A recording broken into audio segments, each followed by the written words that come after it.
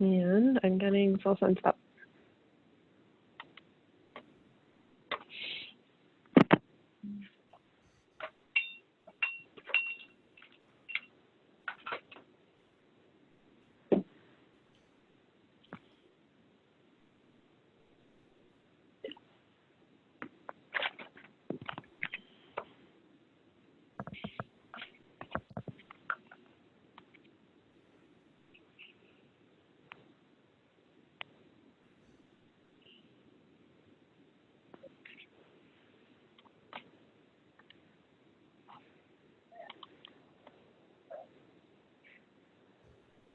And I'm not sure who this particular participant is, the one that has many letters and numbers.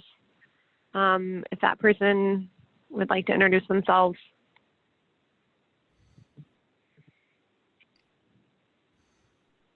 Oh, maybe that's you, Agnes.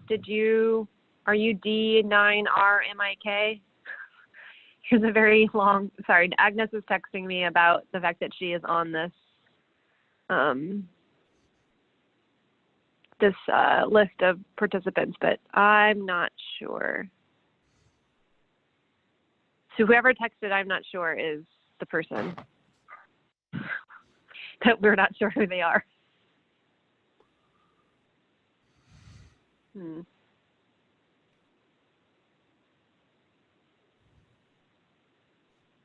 Let's see.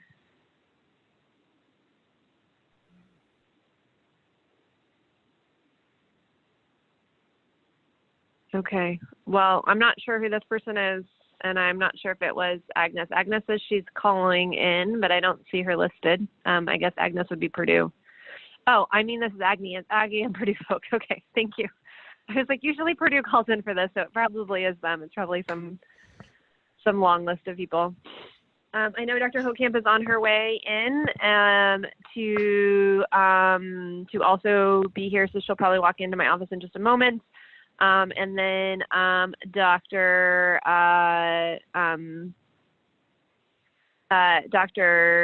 Leonard, who is the resident on the case, is coming back from Employee Health Services, and she will try to come to this as well. So in the meantime, I'm going to share a screen and actually do a little plug before I do anything else. Where do I want to share? Maybe this one. Let's do this one. Okay, share that. Share that one. Share.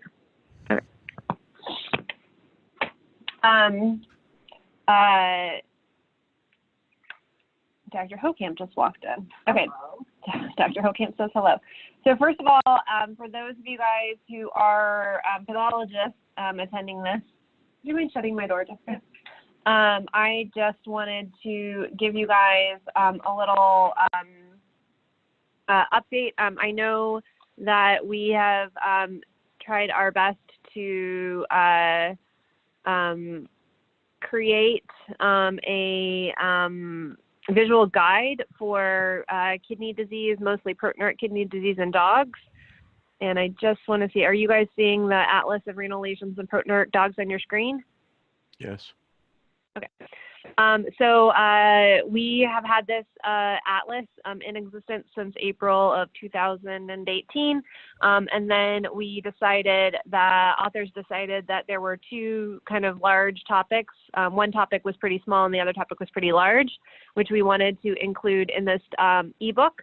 So the great thing about ebooks, if anybody ever wants to write a textbook, do it this way, because we were able to just insert a chapter where we thought we needed to. So I'm going to let you guys quickly see what the new updates have been. We only have one case to discuss today, so it's not going to take too long.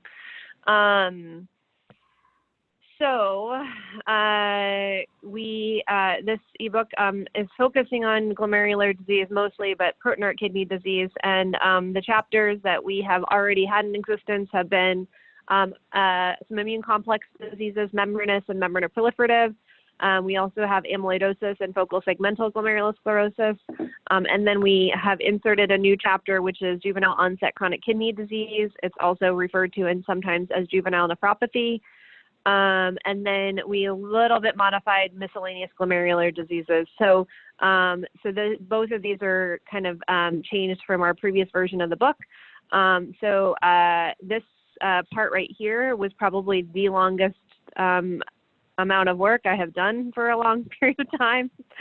So I'm quite happy to have said publish. And I do encourage you guys to use this, especially for those of you who are studying for boards, pathology boards.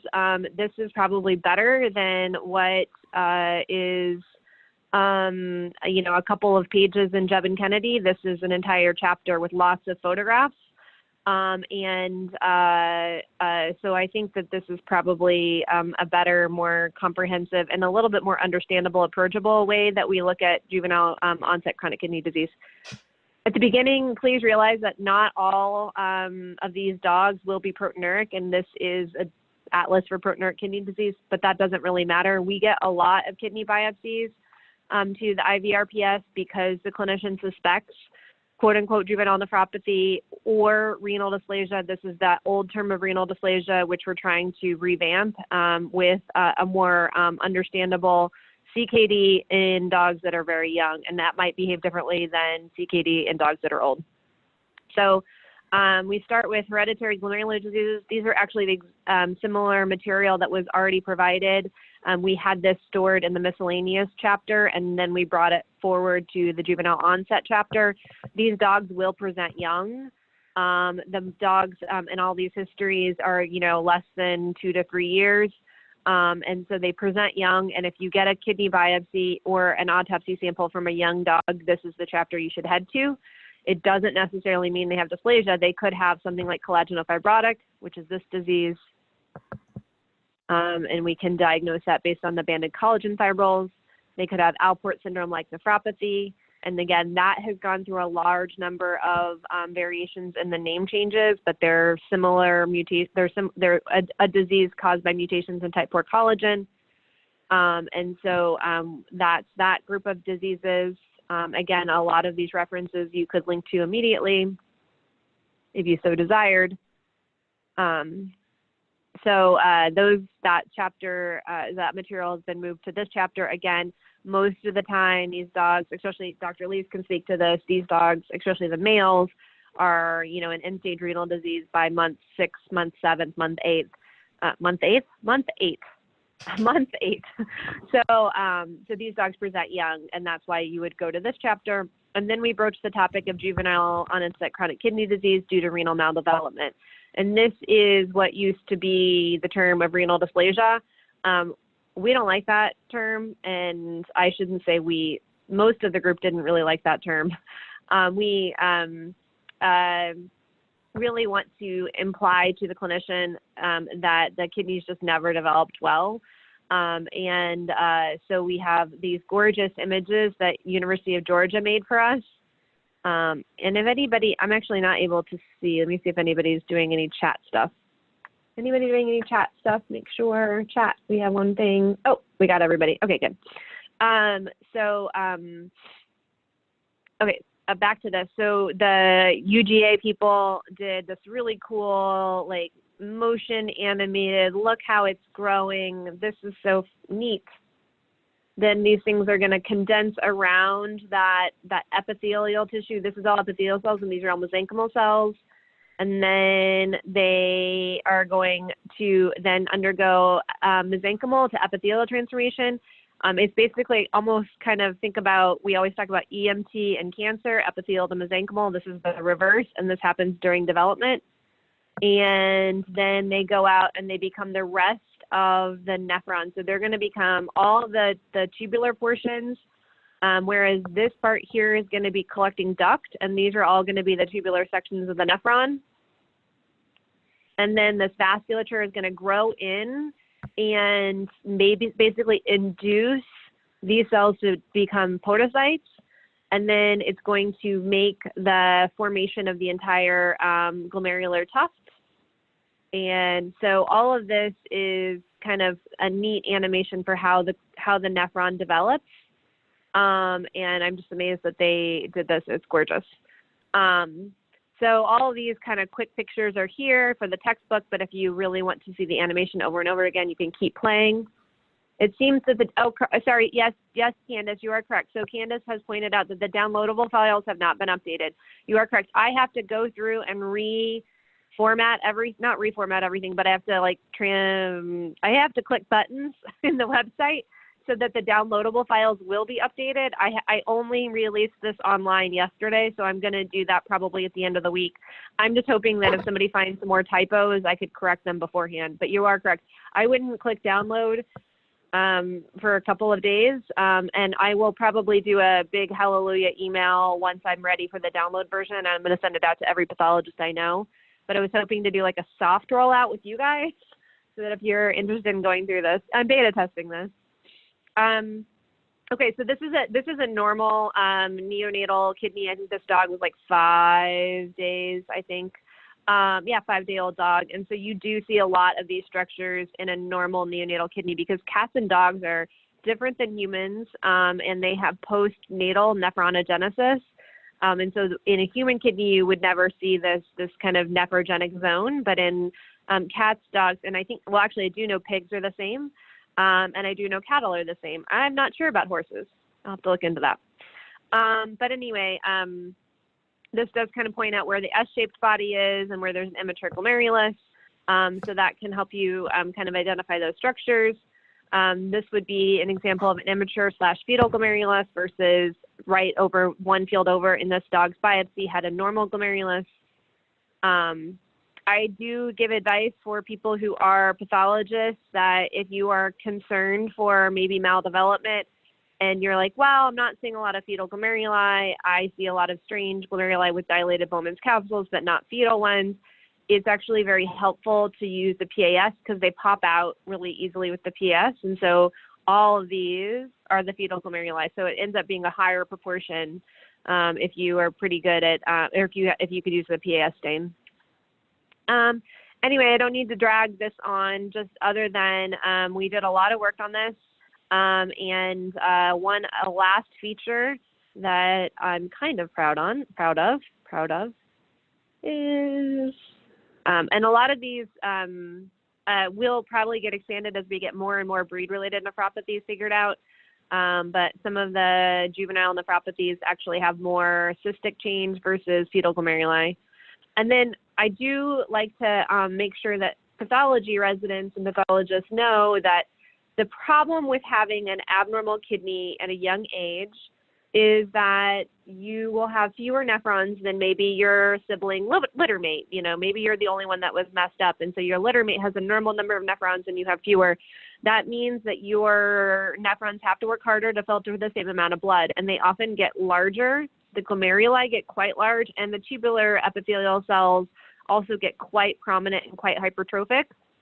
And so oftentimes we'll see nephron hypertrophy. It's a compensatory process. And the problem is that if you are not used to looking at kidney all that often, and you get a sample from a 2-year-old or a 1-year-old dog, and you're looking to see why this dog had, I don't know, chronic kidney disease or maybe chronic azotemia, these guys will jump out at you. The really large glomeruli will jump out at you because they're enormous. They take up a lot of space. This one actually even has podocyte protein reabsorption droplets. He also has a synechia. So he's not a normal glomerulus to begin with. And so in this scenario, you would see this, and maybe your mind would go towards a membranoproliferative process. It looks hypercellular. So a lot of pathologists would have called this membranoproliferative. Some pathologists might have said that this was focal segmental glomerulosclerosis, which isn't actually completely wrong, but this is, there's a little bit of sclerosis here at the hilus. But so this guy dries your eye, and you just have to make sure you're saying, well, that's really weird to have this kind of glomerulus in a 2-year-old dog or a 1-year-old dog. Then you need to go on the hunt for the tiny little glomeruli that are, the evidence that this thing never developed correctly to begin with. So I've had a lot of times where I've had consults based on a glomerulus. I know this is hard I know I'm flashing between things, but I've had a lot of consults from cases that the pathologist was worried about MPGN, and then they've overlooked the small little tiny hidden glomeruli, and they didn't realize that this is just compensatory hypertrophy and not a immune complex driven disease. Obviously, very important differential diagnosis because one would be immunosuppressed and the other one is going to be slowly chronic progressive. And then we did this. I'm going to maybe try to make this a little bit larger now that I see it in the text. It might need to be larger, but this is so much fun. I want you guys to see this. I think I may make this big screen. So we kind of did a little interactive how you can diagnose kidney disease, and based on what the histology shows you, would you see global glomerulosclerosis, a really high UPC based on the clinical picture. There's not even, I mean, you might find one or two fetal glomeruli, but not many. And then you pretty much need to do EM in that scenario. The UPC is quite high, so we think it's glomerular to begin with. And so let's say we saw GBM splitting or basket weaving on EM, then our diagnosis is Alport syndrome, and this is what it looks like. So you guys can play around with this if you feel like it. I was pretty proud of this because I worked really hard at it. I don't know how to exit though. Hold on. Oh, I can do this. Okay, there you go. So you guys, it's just a little bit interactive way to go through that. Okay, any questions from the chat or people who want to speak up to ask anything else about this press book? And also, if you still need the link, actually what you can do is just Google Renal Path Atlas. It always pops up as the first, but this is the link and I can send it to everybody again. It hasn't changed. Any questions? I'm gonna go look here, see if there's anything. Let's see who's on the, oh, we got one more person joining. Who is it? Why isn't it showing me? Manage participants, oh, okay. Oh, hi Cedric. I have your, I hope I gave you back your report back from those English, were they English Springer Spaniels that had probably renal maldevelopment? I think that's what they were. Your report should have gone back to you. Okay. Oh, thank you. Thanks. And that is the link. And since this is recorded, I think that gets recorded as well for the link to the press books. Like I said, Candace, I think I'll probably change the downloaded version this weekend and then send an email out to everybody so that way you can have it. Although I do want to say these interactive features can't be used with the downloadable version. Okay, so we have one case request, and it looks like we actually have a couple of clinicians and a couple of pathologists, so it's a good mix. Dr. Swales, correct me, you're internal medicine, getting ready to take boards, or you just at boards? If you can type, I'm not sure it's you're unable to speak. Oh, boards in March. Okay, sounds good. So I'm going to get the slides ready. Maggie, are you able to speak a little bit to the history of the case, or would you like me to pull up the request on BADS and VetStar? I can talk a little bit about it, but you definitely would have probably more readily available the urinalysis Okay. and biochem abnormalities. So we received this dog. Oh, now I need to look up the signalment. I was not prepared. I apologize. But as I looked that up, we received this dog on autopsy, and it was an adult dog, and it was the second one within the household. It was a beagle mix to actually die of acute renal failure, and that's all kind of we got some more information. Thank you. And so what we later found out was that a third dog, a younger dog, of like it was just told as a puppy to us, actually presented with acute renal failure after Shelby, our dog. And so a total of 3 dogs in the same household presenting for acute renal failure, and 2 of those 3 had died. And so as you can see here, there was hypoalbuminemia, azotemia, They did a thorough workup where they saw like a UPC of 11.5, and they did, they sent to IDEX, I think, or Antec. They did a thorough workup for tick-borne diseases as well as lepto. This says that lepto testing was pending. It came back negative, and everything that they tested for Borrelia, Ehrlichia, Anaplasma all came back negative.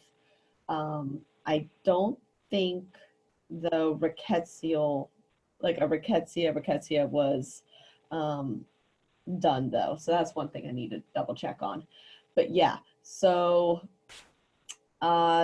the owner was particularly worried about lepto because they do have a creek in their backyard with some stagnant water. So yeah, that's where originally everything was kind of clinically the bigger concern, at least until they got the lepto PCR back. And quickly, Maggie, do you know if from my memory, the first dog that died was not autopsied, correct? This is the dog that we have to present is the only dog that has had an autopsy. Correct. And puppy is doing better or worse? I still haven't gotten any information about puppy. I don't know. Okay. Yeah, I don't think MedVet has gotten information about puppy either. I hope he's doing better. Okay. And then, do you know if these dogs have? I know they'll have like access to water and stuff like that, on their kind of rural area. Do they also have travel history? We don't think so, right? Not that was ever reported to us, and our DVM is very thorough, and so I think she would have said something if that was a part of the history. Okay. So, as I'm making sure here, we've got everybody, Sabrina has joined. Hello, Sabrina. Sabrina is one of our clinical pathologists, kind of based in Texas as well. So I think one thing that I like to emphasize to my pathology trainees and my, colleagues, the internal medicine colleagues, is that I think it would be very unusual for lepto to give you a UPC of 11.5. To me, that is, screaming glomerular injury, whereas we know leptospirosis should be a proximal tubular injury. We actually presented a case a couple of months ago that was also a dead autopsy specimen from a dog that was concerned lepto. And when I got the histology, it was an MPGN type pattern with a few crescents as well. And so we presented it at kidney rounds, and I think we threw out the question of how bad could a UPC get in lepto. I mean, I think J.D. Foster has said he had one dog that had a really elevated UPC with lepto, but they never actually were able to get tissue from the dog to see if there wasn't also additional glomerular injury in addition to the documented leptospirosis. And I think one other person said that they've seen elevated, some degree of proteinuria with lepto, but in general, leptospirosis doesn't really cause severe, this is nephrotic range proteinuria. George, do you have other? Let me chime in. It's the exceptions that prove the rule. In my recollection, I had two different cases that I'm convinced were sick principally of leptospirosis that had UPCs that would in themselves be suggestive of glomerular disease. One that I did the most work with, and she and everything, was a dog whose initial UPC was 8.5. And I was thinking she probably had glomerular disease, and we had her in ICU. We were treating her and we were doing stuff for her. And the next UPC was like 3 or something. I mean, it'd fallen really quite a bit. And we were testing her, and turned out she had lepto. And I believe, well, let me set that one aside and tell you that I had a dog, I think it was a bulldog, who had very intense florid leptospirosis. His urine was inflammatory. He had a terrible nephritis, okay? And inflammatory cells and debris in his urine and things, and his UPC was 40. Now, the thing about UPCs is everybody always wants to think of them in steady state, but if you're not in steady state, then the excretion of creatinine and the excretion of protein may be out of sync with one another. And the other thing is, I believe that these are examples of proteinuria that's really interstitial, largely interstitial in origin, with the acute interstitial inflammation and damaged tubules and leakage of interstitial inflammatory fluids, including the proteinaceous portions of that, into the tubules and being washed down, that it's not necessarily glomerular in origin just because it's a big number. But it is the exception that, and I think it's very few cases and things like that.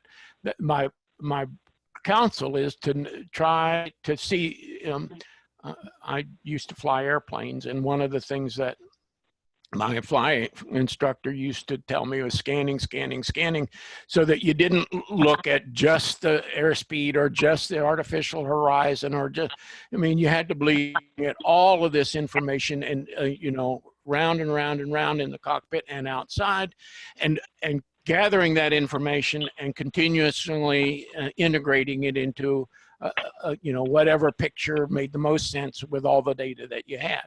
And so I'm not a big fan of rules that, you know, if it's lepto, it can't be, or if it's UPC is 11, it can't be lepto or anything like that. But occasionally circumstances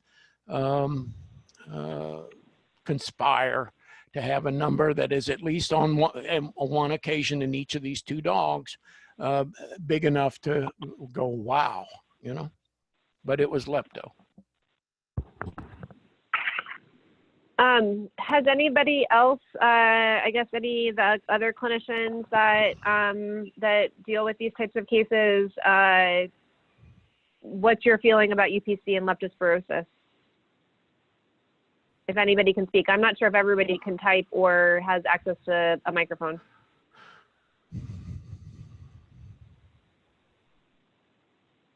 Okay. Well, I'm assuming I think no. my point is really that the big UPC doesn't have to be glomerular. I'm not saying that lepto causes glomerular disease. I'm saying that the protein can get into the urine otherwise if the interstitial inflammation is bad enough. Okay. So we have a comment, have occasional cases with UPC in the 7 to 8 range, and they usually have AKI. One case was 15. Sorry, I guess I don't know what records. I don't know if this is the one that records versus how things get recorded in this. But okay, so it's kind of, as George says, the exception to the rule where you would have a UPC that has been elevated. And I'm not 100% sure whether we know whether dog number 1 that also died with acute kidney injury had a UPC performed. It might have just been the fact that they knew that the animal was in acute renal failure. So it would be really interesting, and I know that Maggie is still working on pursuing this case to see if the other dog ever had a urinalysis, because that dog died 2 months ago with acute kidney disease as well. And then also knowing what's going on with the puppy would be interesting. So I do want to show you the histology as we kind of look through the sample. So, although of course oh, here's the slide, sorry. All right.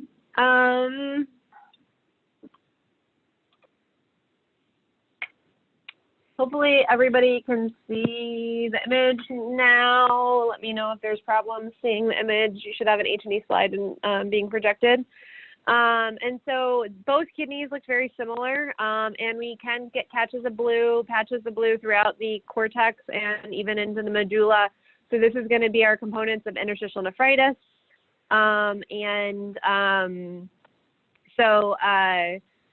And then the other thing that's going to be quite striking is that all of these pink things are glomeruli, and it's going to be easier to evaluate them on other stains, but I do want to get you guys a little bit of observing about where the interstitial nephritis is located. We kind of have it at the corticomedullary junction. Down here in the papilla, and I'm pretty sure part of contributing to the AKI in this patient is pretty much the entire papilla has mineralization of almost every single collecting duct. So that's probably driving a lot of the fact that that this animal has a pretty bad azotemia. Also, the glomeruli are kind of shot, and the tubular system is full of inflammatory cells. But both kidneys are very similarly affected by this interstitial inflammation. The thing that was kind of drawing Dr. Martinez's eye, and Maggie, is it cool that I drive and present, or did you want to present the glomerular features? I'm assuming since you're not here, you're calling in from home with the strep throat. No, please go ahead and drive and present everything. Okay, so so there's a lot of glomeruli that are just a titch that are globally sclerotic and basically ineffective at any sense of filtration here. So this glomerulus isn't going to do anything. But we do have, and then we have some areas where they might have a few open capillary loops. And you really have to search for these glomeruli that have at least a certain number of open capillary loops. And what I think was kind of striking first on the H&E, which made Dr. Martinez say maybe this isn't just a traditional lepto case, is that the capillary loops are often obliterated or effaced, and sometimes it's by eosinophilic material, so whether or not that's matrix or protein, maybe plasma protein. There's often some eosinophilic material in Bowman's capsule. Some of these guys with the kind of more open nuclei are going to be podocytes. Regarding cellularity, it varies. We often, or the rule is that you can have 1 to 2 endothelial cells per capillary loop. So for example, this capillary is fine. He's got 1 single nucleus. He's great. But you don't want to have more than 2 nuclei. And so for a lot of this, it's hard to see where these nuclei are located. Is this group in a capillary loop? It's hard to say. So that's why we're going to get special stains for this guy.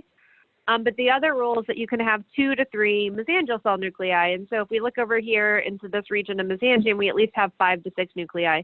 So there is some degree of hypercellularity.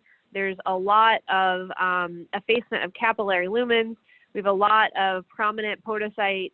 They're kind of have glassy nuclei. Some of them look like they're falling off. And then there's some material in Bowman's space. And one other thing I want to touch on for on the H&E slide is this feature here. Do you guys see all this kind of basophilic linear to stippling of Bowman's capsule? So that's all mineral. And I, anecdotally, whenever I see mineralization of Bowman's capsules, though that is not a good prognostic feature. Basement membrane mineralization is also not great, but usually, nobody's tested this, but usually we think this could, I think this would happen at an earlier stage of disease or maybe a less degree of hypercalcemia. And it has to be pretty marked hypercalcemia, hyperphosphatemia in order to get this Bowman's capsule mineralization. I've never tested that hypothesis. It's just whenever I see this, the dogs don't do well. All right. But you get this perception that every single glomerulus is affected by some type of damage. This isn't just one glomerulus was affected with focal segmental glomerulosclerosis. This is a all-out, every single glomerulus is either looks like this or is completely sclerotic. The tubules also look bad. There's a lot of attenuation, kind of loss of the apical brush border. So these are all supposed to be proximal tubules, and we don't have anything in the lumen, and that's because all the apical brush border's been lost. We have a little, obviously something has died because we have a mitotic figure here, and he's trying to replenish the tubular basement membrane, the tubular epithelial cells. And so pretty much every single tubule is shot.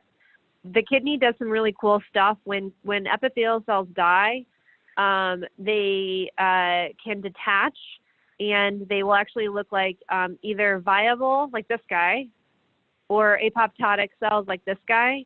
And so they actually can detach and undergo anechis, which is that they maintain viability. If they got peed out into the urine, we probably could culture this guy up, but these guys would have been dead.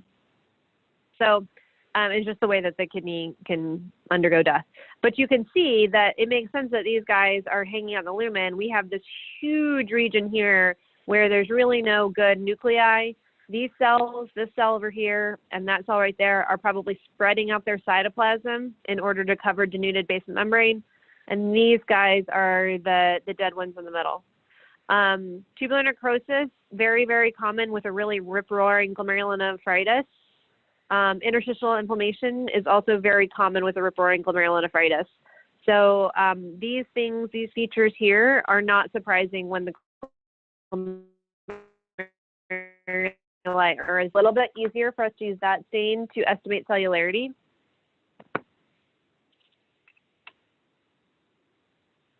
And if you guys who are new to kidney rounds haven't figured it out yet, I talk really fast. So if you need me to slow down, just tell me to. Oh, goodness. Actually, I've looked at the other stains, Maggie. I haven't looked at this particular stain, so I'm going to do a little bit of a once-over. Oh, yeah, this is a good place. Let's land here. This warrants discussion. Okay. So this is the PAS. Now, this stain really helps the pathologist figure out where nuclei are located. Are they located in a mesangial region? Are they located within the lumen of a capillary? Or are they located outside the lumen and are there for probably a podocyte? So if we focus on this region here, we can see that this used to be a capillary loop, and it probably still is. That's probably the endothelial cell, maybe that thing. But we have these polymorphonuclear cells hanging out in the lumen, and we have about 4 or 5. So my rule of 1 to 2 is already broken. This, I'm not sure if this is in Bowman's space, but there's a whole bunch of polys in here as well, polymorphonuclear cells. So if this might be in Bowman's space, or it might be that we're just kind of having a very small bit of capillary basement membrane here. It's hard to say. I kind of almost think it's in Bowman's space. So even having just a few loops that have evidence of activity, so this would be evidence of activity of ongoing damage, whereas you know, some of these areas look like they might have been damaged a long time ago and now have a whole bunch of protein pushed into their wall. So these are probably areas where plasma's been pushed. And so that would be maybe a previous region of damage. And then also look at these podocytes. This podocyte is amazing. This little clear space here is oftentimes what we see on electron microscopy, and we call it like a pseudocyst. Basically, it means that podocyte cytoplasm is basically wrapping around and engulfing a huge region of urinary filtrate because they're so damaged. So we have these huge kind of vacuolar structures in them. Here's some more. There's protein droplets in parietal epithelial cells. We have adhesions between the glomerular tuft and Bowman's capsule. And then we still have some degree of mesangial hypercellularity with about 5 nuclei in that segment and about 8 nuclei in that segment. So hypercellularity is there. It's pretty, it's patchy. It's not in every single glomerular tuft. And I would probably bet it was a little bit more significant in the past. And now we're kind of seeing like the end result. We're seeing that like the final result of previous really bad glomerular damage. It's quite gorgeous. You guys want to see that podocyte right here, which is full of protein droplets. We have some segmental hyalinosis, some segmental sclerosis, really good synechia. And so maybe this glomerulus was injured even previous to that.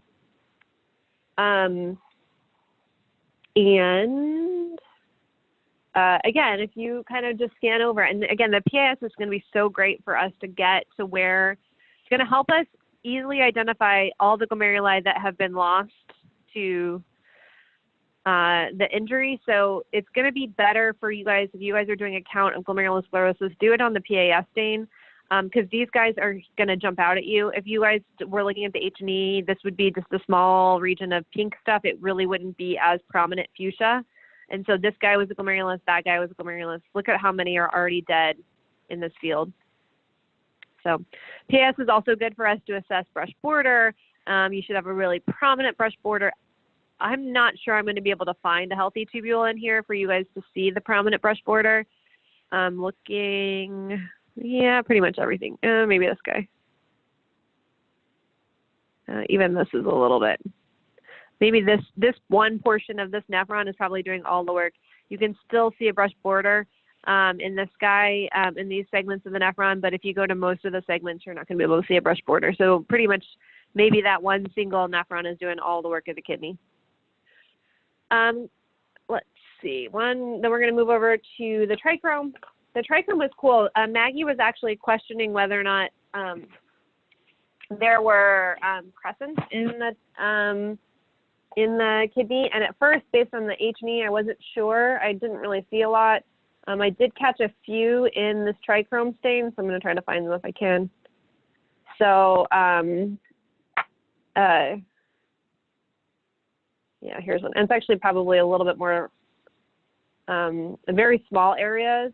But this is what would happen if, let's say, the glomerular capillary loop had ruptured and everything that was in circulation in those capillary loops got spilled out into Bowman space. What you get to see is this bright red material. So here's the glomerulus. Here's another segment of the glomerulus. And all this bright red material is fibrin and protein and, you know, some cells in here and plasma. Everything gets pushed out into Bowman space. So there are some very small segmental crescents in here. That implies extreme damage to the glomerular tuft. You can get some crescents at Bowman as well if Bowman's capsule breaks. You would get crescents as well, but this one is a pretty good active crescent right now. It's a good catch, Maggie. A lot of the red in here, it's hard to say whether or not this is just fibrin, whether this is plasma, or whether these are immune deposits.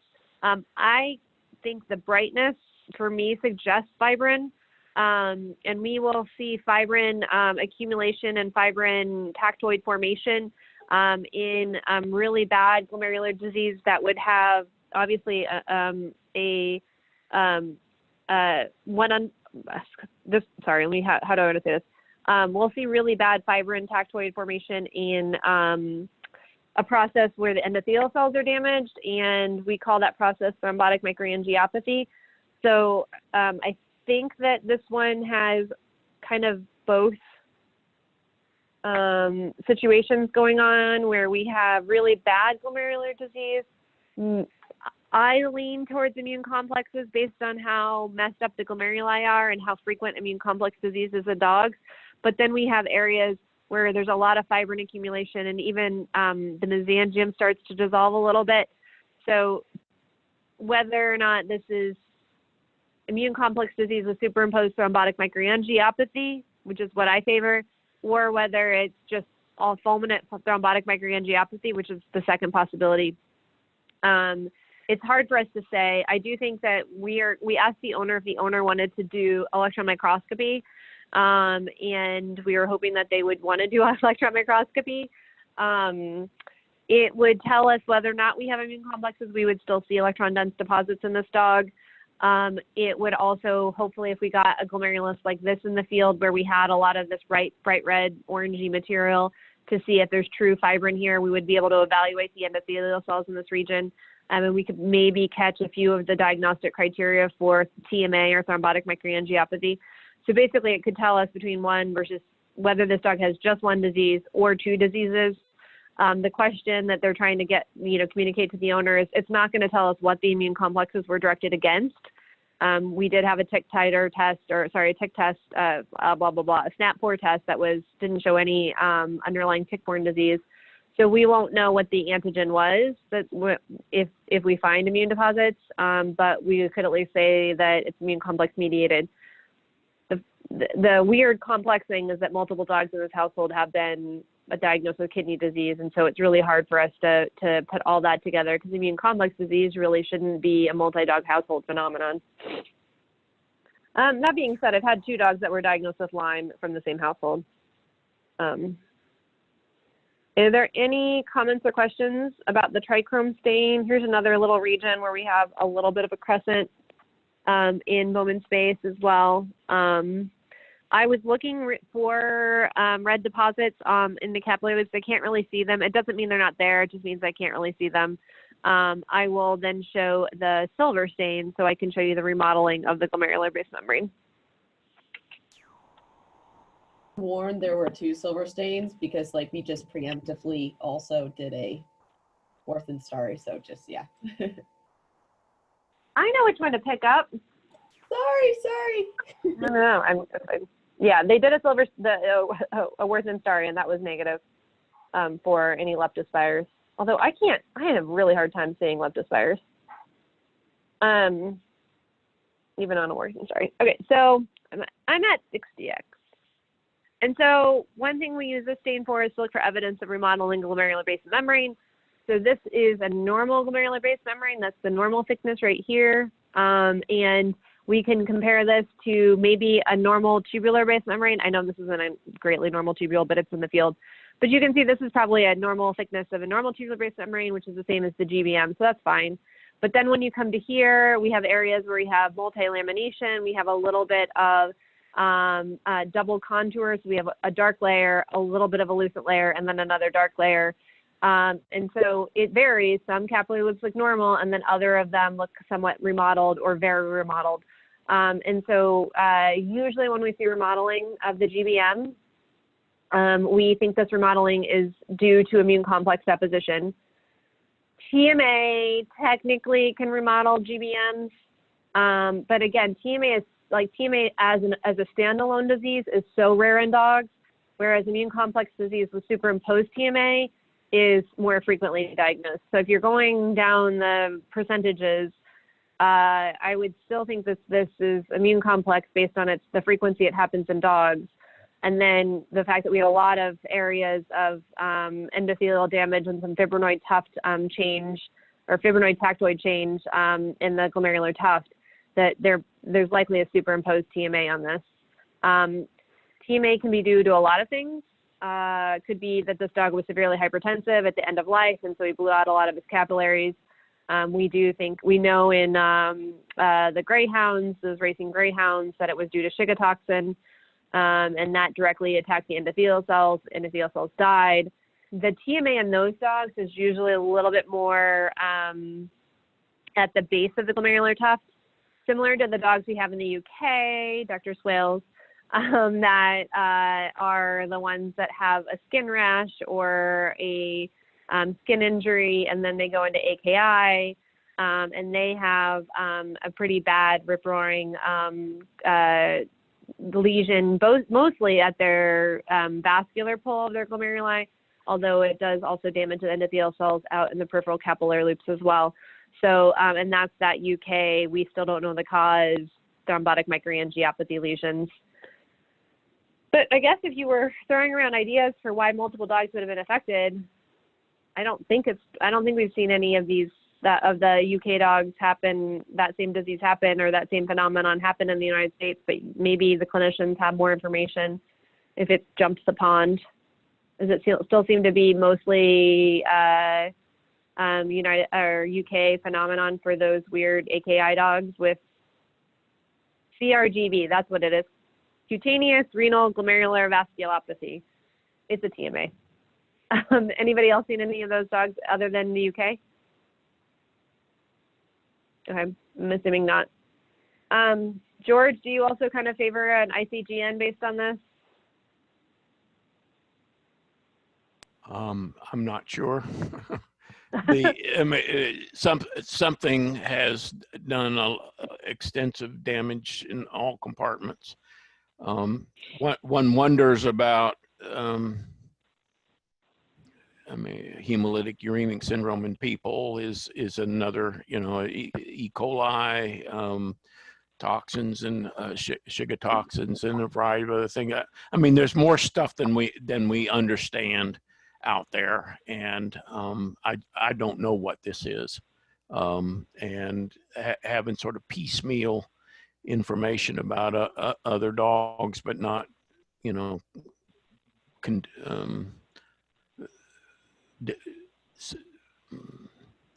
equivalently detailed information about each. We don't know how really comparable they are, and people tend to lump things together and make assumptions that may actually be totally accurate, but you don't know. And so this Do you think this is lepto? Probably not. Not lepto. I mean, lepto doesn't do to glomeruli what's gone wrong with this dog's glomeruli. So it's not leptospirosis. Certainly not as a single disease. I don't want to give the dog two diseases. So something.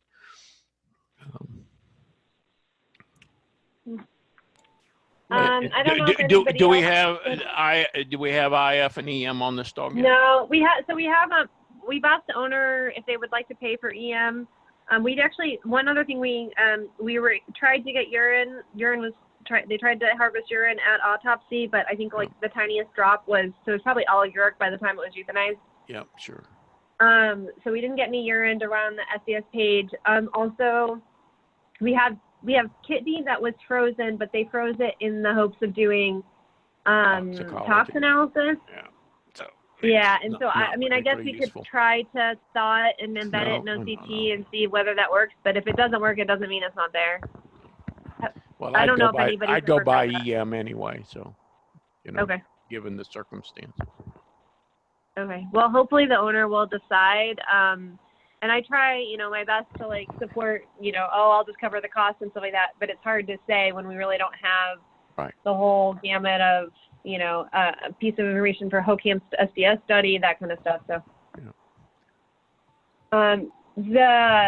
Maggie, do you have any other questions as we wrap up about this case, other than just being like, yep, some people looked at it and they favor it's not lepto, and then it's more of a glomerular-driven process? I guess so. Yeah, one of the things that the clinician was asking us is, are we doing EM for academic sake, or what can we actually learn from it? AKA, how much do I pressure the owner into spending $300? Would it, I guess, from everybody's point of view, how beneficial is this EM in order to help us, for this dog alone, diagnose like a TMA, Shiga toxin, whatever weird glomerulopathy versus the immune complex? Well, if it's immune complex, then there's some genesis of antigens and antibodies, whether they're autoantibodies, but in a family or a sort of a outbreak kind of thing, one would think in terms of some sort of infectious agent, whether we can find it or not, or it's showed up and it's in the testing that's been done before. But one would think in terms of that category of things, often in one totally different direction than if there's all this glomerular damage and no immune complexes or complement. There are kinds of these dogs in this family are related or not related. This is a household of unrelated dogs, or are they related to one another in some way, or do we know?